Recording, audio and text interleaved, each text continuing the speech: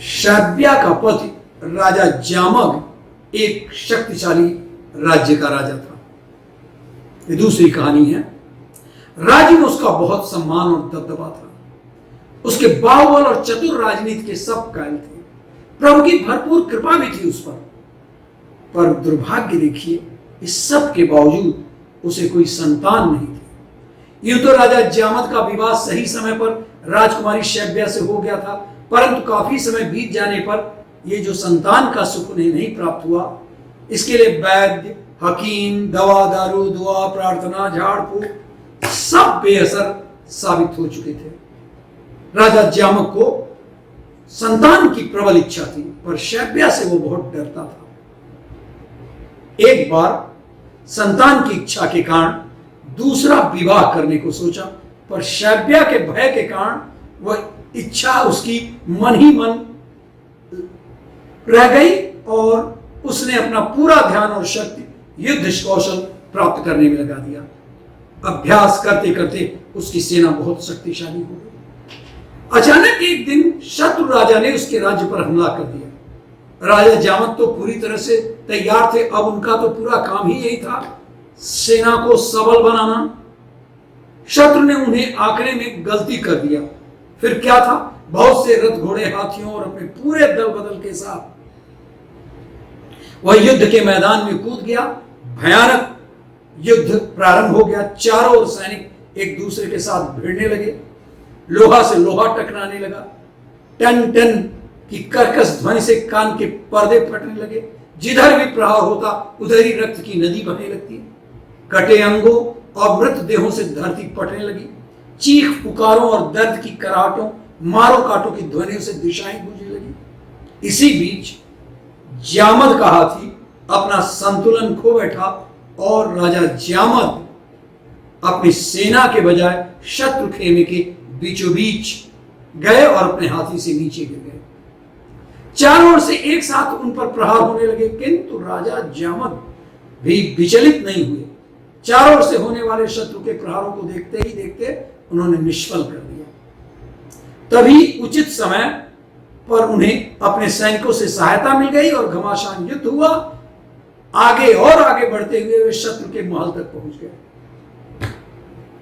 शत्रु पक्ष इसके लिए तैयार नहीं था। वहां भगदड़ मच गई। जिसे जहां जगह मिलती वो उसी ओर भागता। वे समस्त शत्रुगण पुत्र, मित्र, स्त्री और धन को अपने अपने स्थान पर छोड़कर अलग अलग दिशाओं में भाग गए।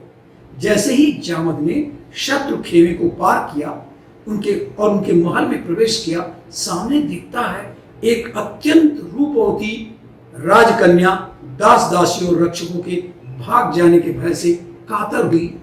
वो बड़ी बड़ी आंखों वाली लड़की कन्या जामद को देखकर न जाने कुछ राहत महसूस करती है। ये तो शत्रु थे। राजा जामद भी उसे देखते ही अनुरक्त चित्त हो गए। राजा ने सोचा अच्छा ही हुआ, विधाता ने ही इसे यहां भेजा है। मैं संतानहीन और बंध्या का पति हूं। संतान प्राप्ति हेतु मुझे इससे विवाह कर लेना चाहिए। और ऐसा विचार करके उसने जीते हुए राज्य को उसके पिता भोजराज को सम्मान पूर्वक वापस लौटा दिया और उनसे विवाह की आज्ञा मांगी। अविलंब की आज्ञा प्राप्त हो गई। जामद यह विवाह शैब्या की आज्ञा लेकर के ही करना चाहते थे, क्योंकि एक पत्नी थी और उससे बहुत डरते थे, तो उसकी आज्ञा लेकर के ही करना चाहते थे। इसलिए राजकुमारी भोजा को, भोज की उस बेटी का नाम था भोजा, को अपने रथ पर अपने साथ बैठाकर अपने राजधानी की ओर चल दी। राजधानी के द्वार पर विजयी राजा के दर्शन के लिए सभी खास और आम लोग भारी संख्या में एकत्रित हो गए। सेवकों, कुटुंबीजनों और मंत्रिगणों के साथ महारानी शैब्या भी ठाट बाट के साथ द्वार पर उपस्थित थी। जयकारों और मंगल ध्वनि के शोर शराबे के साथ रथ द्वार पर था। राजा जामद अपने रथ के आसन पर गर्व के साथ सुशोभित थे। पर यह क्या, उनके बाएं भाग में यह सुंदरी कौन है? अब सबका ध्यान राजा से हटकर राजकुमारी की तरफ पहुंचा। चारों तरफ खुसर फुसर होने लगी। यह देखकर शैब्या को गहरी ठेस लगी। उसकी ऐसी अवमानना आज तक कभी नहीं हुई थी। आज सारे समाज के सामने उसने अपने आप को इस दशा में पाया तो क्रोध से लाल हो गई। उसकी भावभंगा को देखकर राजा की भी सिट्टी पिट्टी गुम हो गई। शैब्या ने जामत की ओर देखकर क्रोध के कारण कांपते हुए होठों का, हे अति चपल, तुमने रथ में किसको बैठा रखा है? राजा को कोई उत्तर नहीं सूझा। क्या कहते, कैसे बोलते किसको विवाह के लिए लाया हूं? अब उनके मुंह से क्या निकलता है डरते डरते, यह मेरी पुत्र वधू है। तब शैब्या बोली, मेरे तो कोई पुत्र हुआ ही नहीं और आपको दूसरी कोई स्त्री भी नहीं है, फिर किस पुत्र के कारण आपका इससे पुत्र वधू का संबंध हुआ? और वो तो डर से बोल दिए थे। पत्नी से भय के कारण विवेकहीन असंबद्ध बात को आगे बढ़ाते हुए राजा ने कहा, अरे तुम्हारा जो पुत्र होने वाला है, अभी होने वाला है, उस भावी शिशु की मैंने यह पहले ही से उसकी पत्नी निश्चित कर दी है। यह सुनते ही शैब्या ने मुस्कुराते हुए कहा, अच्छा ऐसा ही हो। मतलब उसको तो कोई बच्चा था नहीं।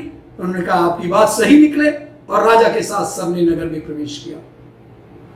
पुत्र जन्म विषय के वार्तालाप ऐसे विशुद्ध लग्न में हुआ कि समय के प्रभाव से थोड़े ही दिनों में शैब्या को गर्भ रह गया और यथा समय एक पुत्र उत्पन्न हुआ।